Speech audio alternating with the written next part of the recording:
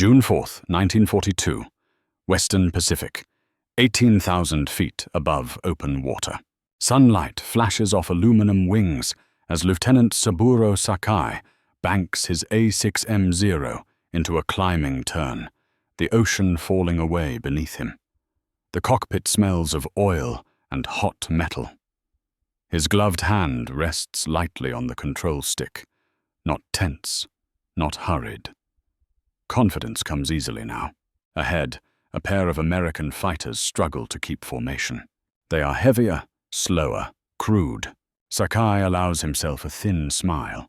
For Japanese naval aviators in 1942, air combat is not merely a contest of machines. It is a demonstration of philosophy. The Zero is light, agile, almost alive in the air.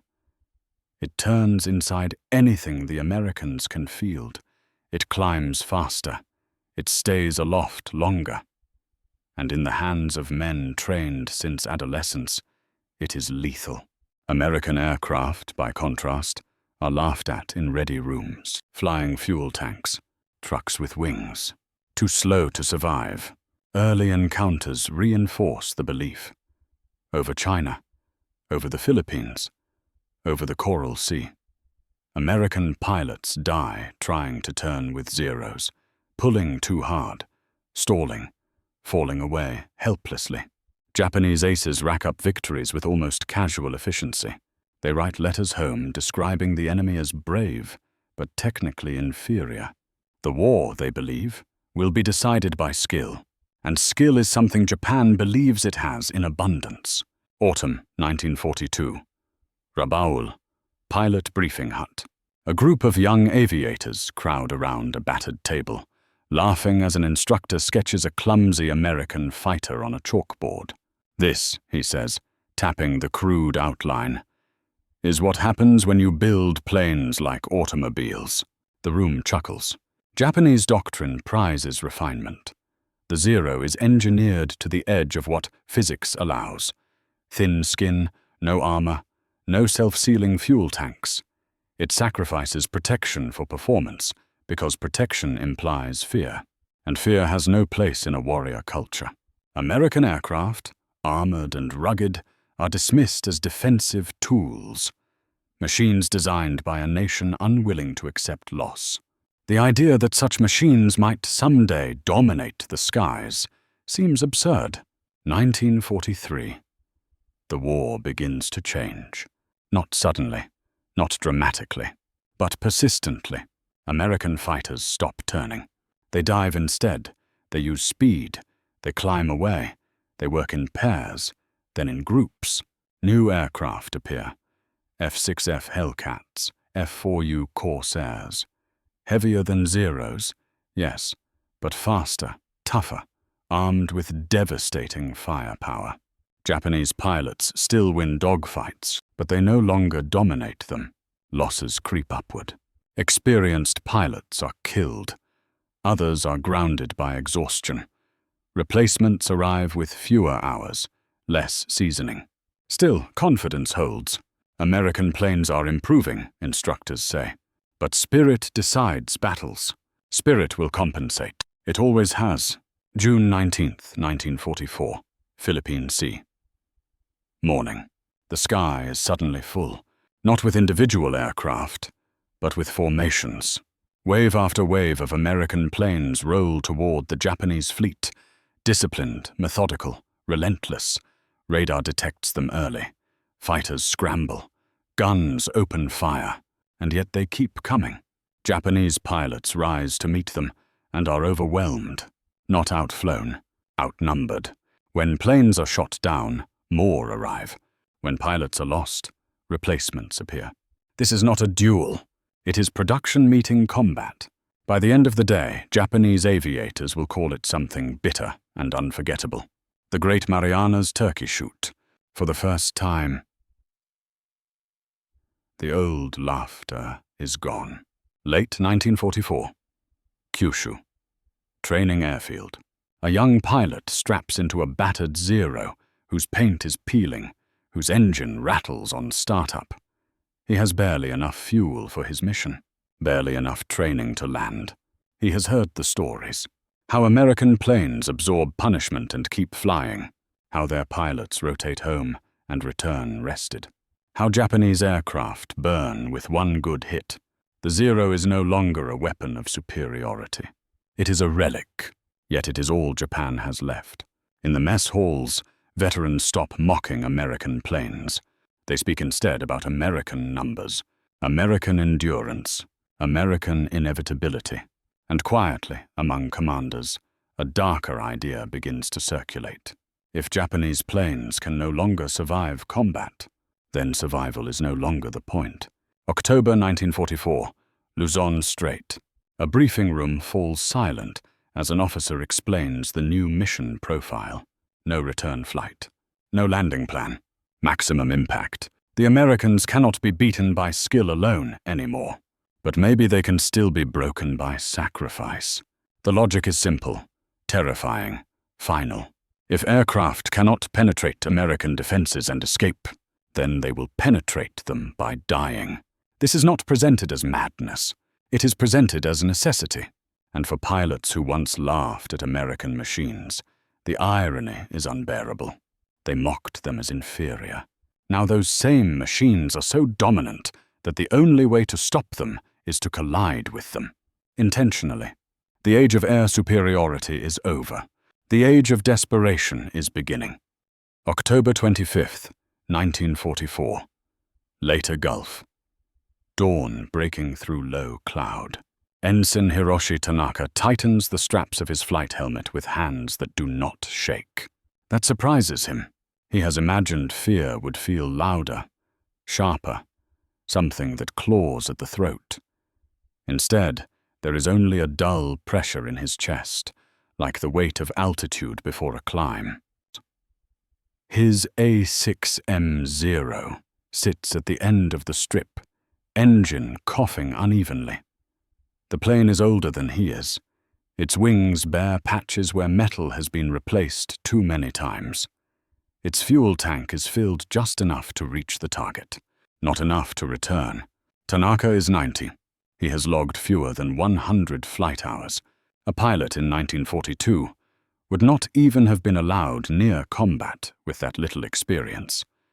But it is late 1944, and experience has become a luxury Japan can no longer afford. The Americans are already offshore. Their carriers loom like floating cities. Around Tanaka, other pilots perform the same quiet rituals. Photographs tucked into flight suits, headbands tied, letters handed to ground crew who bow deeply and promise to deliver them. No one speaks about survival. There is nothing to discuss. This is not a mission with a contingency plan. It is a solution to a problem Japan no longer knows how to solve any other way. Only 2 years earlier, Japanese aviators mocked American pilots for relying on armor, radios, and formation tactics. Too many rules, they said. Too cautious. Too dependent on machines. Now those machines dominate the sky. American aircraft fly faster, hit harder, and, most critically, come back. A Hellcat riddled with holes lands safely. A Corsair with a damaged wing limps home.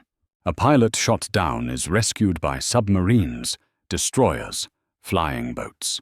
The Americans lose men, but not momentum. Japan loses both.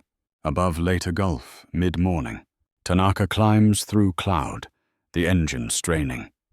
He breaks into clear air and sees them. The fleet, ships layered in depth, destroyers on the perimeter, cruisers inside, carriers farther back. Smoke from anti-aircraft fire already stains the sky.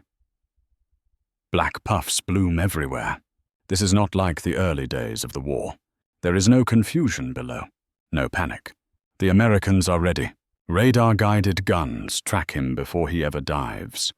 Tracers climb toward his cockpit like glowing ladders.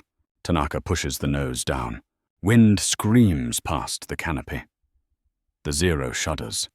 Control surfaces feel loose, overstressed. A burst of fire rips through his wing. Another punches holes through the fuselage. He does not pull up. He cannot. The target fills his vision. The flat deck of an escort carrier, aircraft lined up wing to wing, men running for cover. At the last moment, Tanaka understands something with absolute clarity. This is not bravery. It is mathematics. Below, on the deck of USS St. Lo, sailors look up and realize too late that this aircraft is not trying to escape. It is trying to arrive. The impact is catastrophic. Fuel explodes. Munitions detonate. Fire races across the deck. Within minutes, the ship is doomed. American sailors fight the blaze with grim efficiency. Hoses out, damage control teams moving automatically. They have trained for this. They have trained for everything except intent. By the end of the day, dozens of similar attacks will strike American ships. Some succeed, most fail, and every single one confirms the same truth. Japanese pilots are no longer trying to win air superiority. They are trying to trade lives for damage. This is not a tactic born of confidence. It is born of exhaustion. In Tokyo, senior officers watch casualty reports pile up faster than they can be filed. Aircraft production cannot keep pace.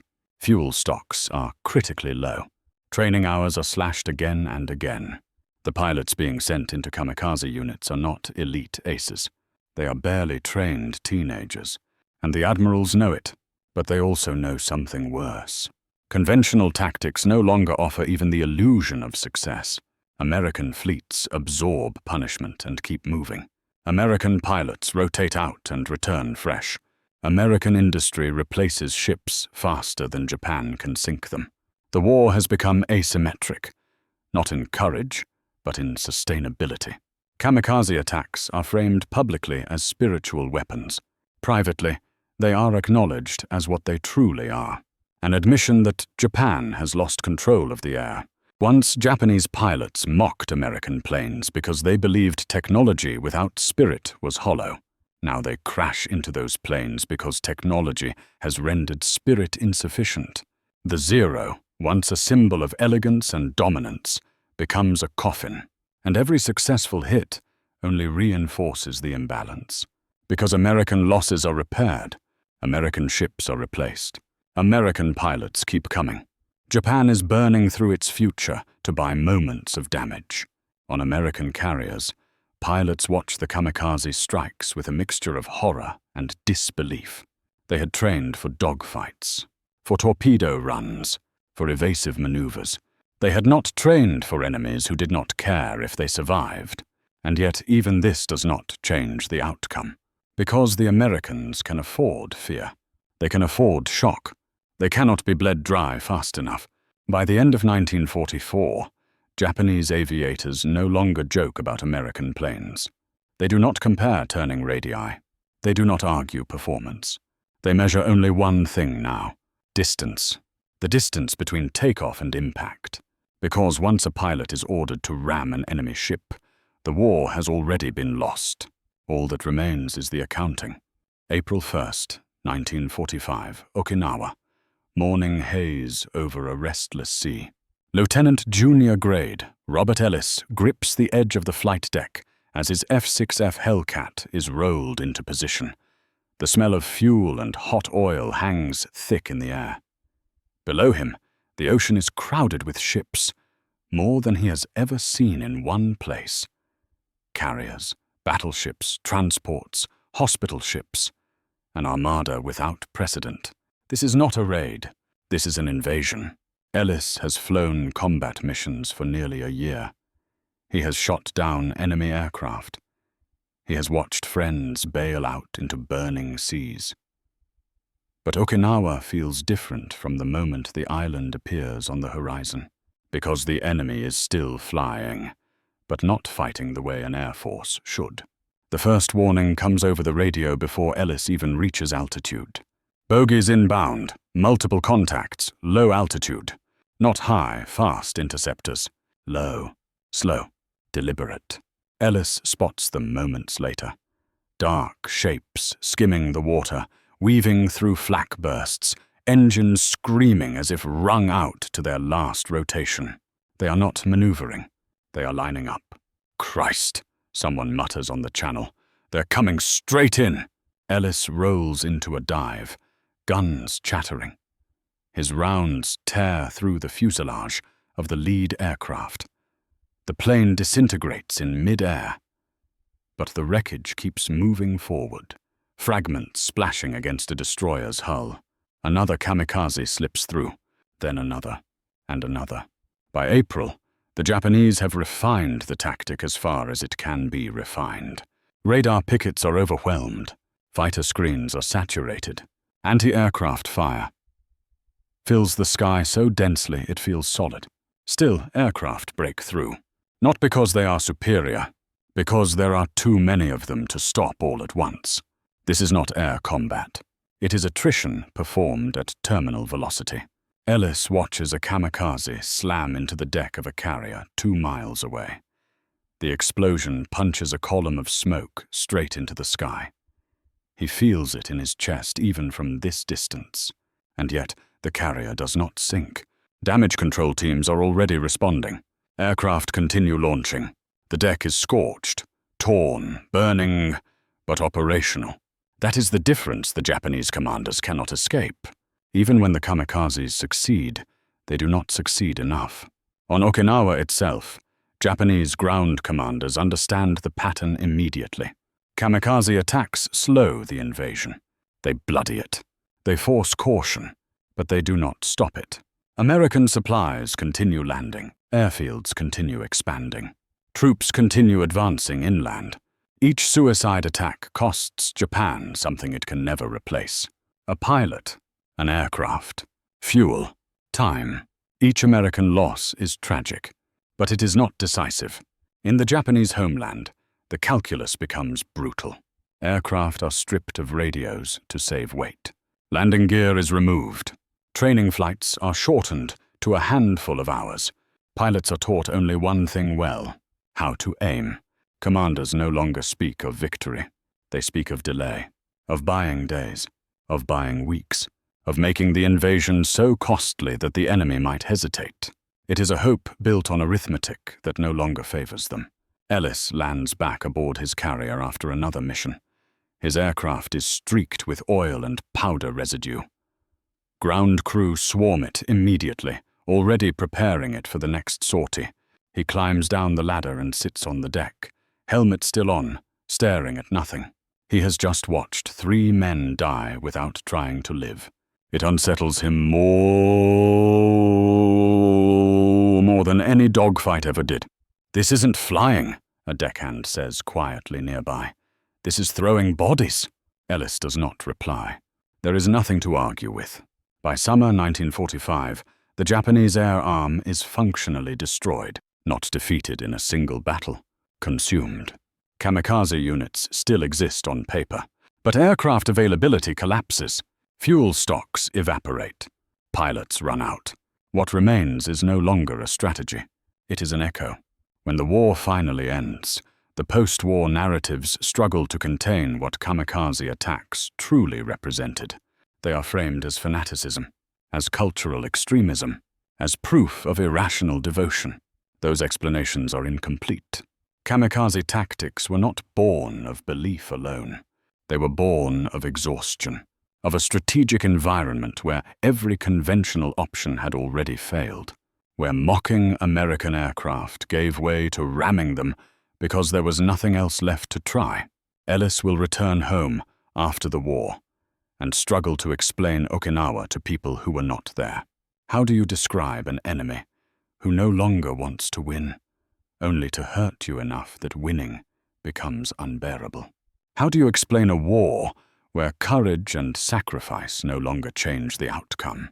Japanese pilots did not begin the war intending to die. They began it believing they could win.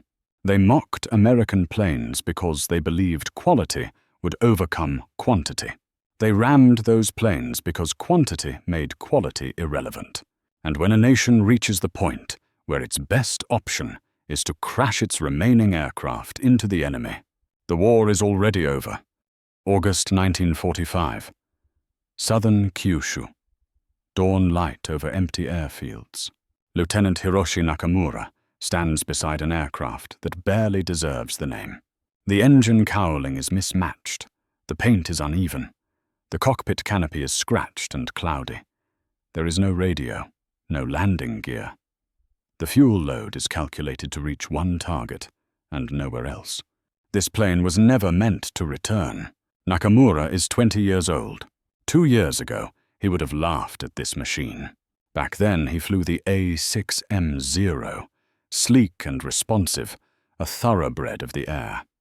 He had mocked American pilots openly, their heavy planes, their slow turns, their reliance on armor. Too fat to fight properly, instructors used to say. Too cautious. That confidence feels like another lifetime. By late 1944, the Imperial Japanese Navy Air Service no longer resembles the force Nakamura joined. The veterans are gone. The instructors are gone. The aircraft factories are bombed. The fuel is rationed by the liter. Training has collapsed into instruction. How to take off. How to find the fleet. How to aim. Nothing more. Nakamura listens as an officer reads out orders with ceremonial calm.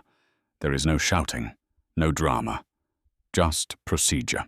The target will be an American transport anchorage. Escort fighters may or may not be present. Survival is not discussed. At the end, the officer bows. So do the pilots. This is not frenzy. It is resignation made formal. The transformation of Japanese air doctrine did not happen overnight. At first, ramming attacks were spontaneous. Pilots whose aircraft were damaged, ammunition gone, choosing collision rather than capture. Commanders discouraged it, then tolerated it, then organized it, because every conventional metric had turned against them. American aircraft were faster, heavily armed, better armored, more importantly, replaceable. By 1944, Japanese pilots are encountering American formations that seem inexhaustible. Shoot one down, another fills the gap. Damage a carrier. It keeps launching aircraft. What began as mockery becomes disbelief, then fear, then calculation. Nakamura remembers his first encounter with an F-6F Hellcat. The American pilot never turned with him, never tried to outfly him. He climbed, dived, fired from distance, broke away. When Nakamura's engine overheated and failed, the Hellcat simply left. That, more than anything, shattered the illusion. The enemy did not need to win every fight. He only needed to survive them. Kamikaze doctrine emerges not from blind ideology, but from brutal arithmetic. A conventional sortie might damage a ship if it survives interception. A suicide attack guarantees impact if it gets through. Fuel shortages make return flights wasteful. Pilot shortages make survival less valuable than effect. When you cannot win tomorrow, you spend today completely. As Nakamura climbs into his cockpit, ground crew tie his headband. Someone hands him a small cup of sake. He drinks it without ceremony. Around him, the airfield is quiet. Too quiet. No roar of massed engines, no urgency. Just individuals preparing for something no longer described as battle. He straps in and starts the engine. It coughs, catches, settles into a rough idle. The prop wash lifts dust and loose paper across the runway. For a moment, Nakamura imagines himself landing again. It feels absurd. Across the sea, American planners are already adjusting. Radar picket lines expand. Fighter direction improves. Damage control drills are refined relentlessly. Kamikaze attacks force adaptation, but not paralysis. Every loss is studied, every hit analyzed, every vulnerability patched. The system absorbs the shock. That is what the Japanese commanders cannot overcome. They are sacrificing irreplaceable men to damage a machine designed to endure damage. Nakamura takes off. The runway drops away. The coastline recedes. The sea opens beneath him, wide, indifferent, unchanged. He is alone in the cockpit, engine straining, fuel ticking down. Somewhere ahead is the American fleet. He has been told this will matter, that his death will buy time, that it will change calculations, that it will mean something. He wants to believe that. But as the horizon brightens and flak bursts begin to bloom in the distance, a colder truth settles in. This is not an attack meant to win. It is an attack meant to prove that Japan has not yet admitted defeat. When historians later write about kamikaze pilots, many will focus on devotion, on sacrifice, on ideology, on fanaticism. But those who were there understood something else. These attacks were not born of strength. They were born of collapse. They marked the moment when an air force that once mocked American planes could no longer fight them, only crash into them. And when a nation reaches that point, the war has already decided its outcome. September 1945, Yokosuka. Grey skies over a silent harbor. The airfields are empty now. Hangars stand open, stripped of aircraft. Runways are cracked and overgrown. Fuel drums sit rusting where ground crews once waited for planes that would never return. Lieutenant Hiroshi Nakamura never came back. Neither did most of the men he trained with. Their names exist now only on paper, ink fading faster than the reasons they were sent. After the surrender, American intelligence officers walk through abandoned Japanese air bases, photographing wrecks, cataloging parts, reading flight logs that end mid-sentence. They do not find evidence of fanaticism. They find evidence of scarcity. Aircraft with wood replacing metal. Engines rebuilt past tolerance. Fuel mixtures diluted with alcohol. Training logs cut from months to days. They realize something unsettling. By the final year of the war, Japanese pilots were not being sent out to win battles. They were being sent out to compensate for losses that could no longer be replaced. Early in the war, Japanese aviators had laughed at American aircraft. The Wildcat was heavy. The Dauntless looked outdated. The Avenger was slow, but those planes kept returning. Then came the Hellcat, then the Corsair, then endless replacements. American aircraft did not need to be perfect. They needed to be there. Every day, every sortie, every loss replaced.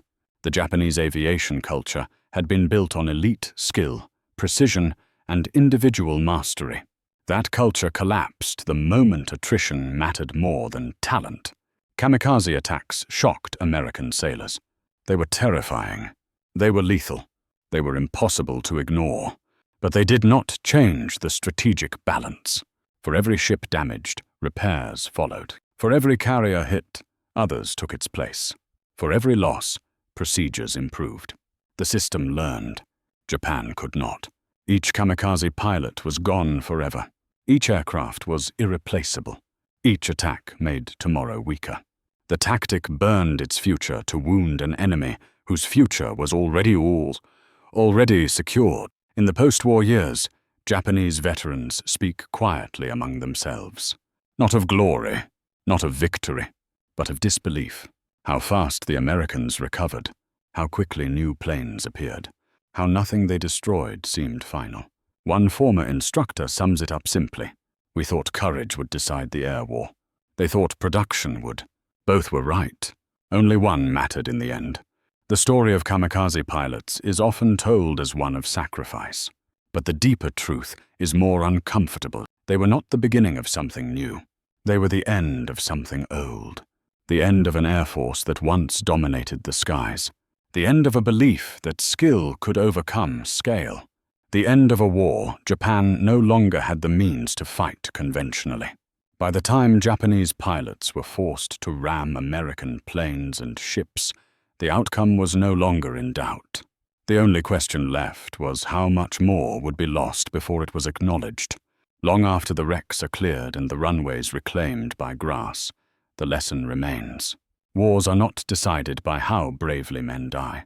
They are decided by what nations can replace.